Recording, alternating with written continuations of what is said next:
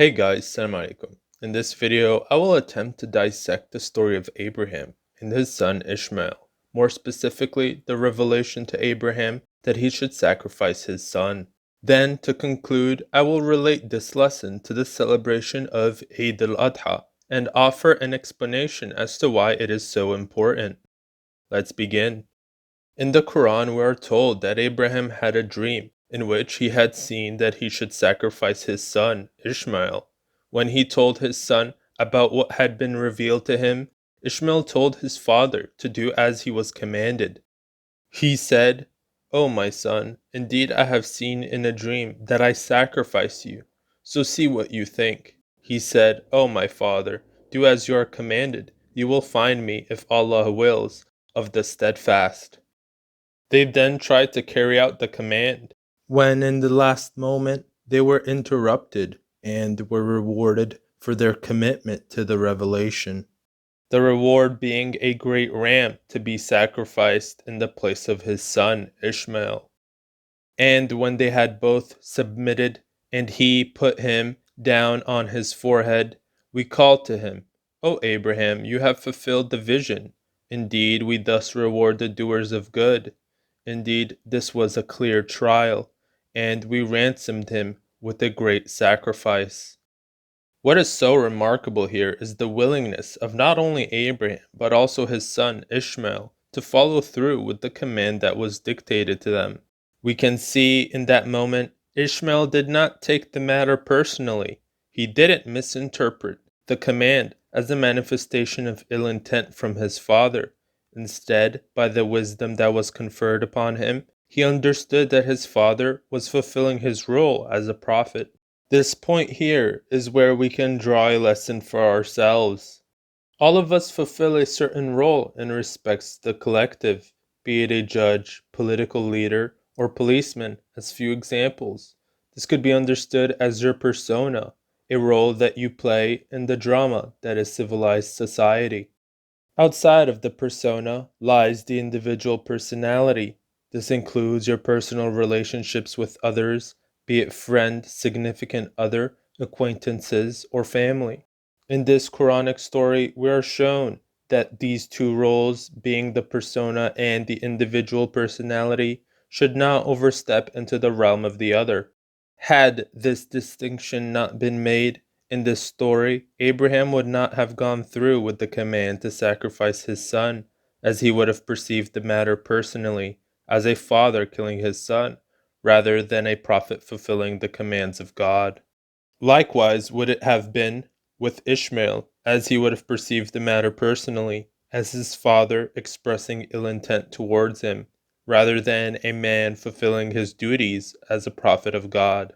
For instance, we can see this distinction being made in respect to the proper conduct of a judge, who passes judgment unto others without regard to any personal relationship he might have with them, causing him to neither favor nor disfavor them.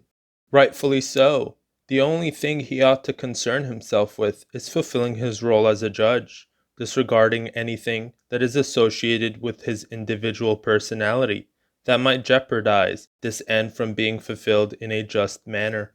In such an example, those being judged, if they have a personal relationship with the judge, should not take the judgment personally. Rather, they ought to perceive the judgment as a result of the role being embodied by the individual, which is distinct from the individual personality, a role or persona that can be embodied by any who seek to fulfill this function in one's community. This is applicable to all societal roles, which are to be understood as societal duties that the individuals within the community must fulfill. When the judge walks into the courtroom, people stand, not because it's the guy, but because he represents a function.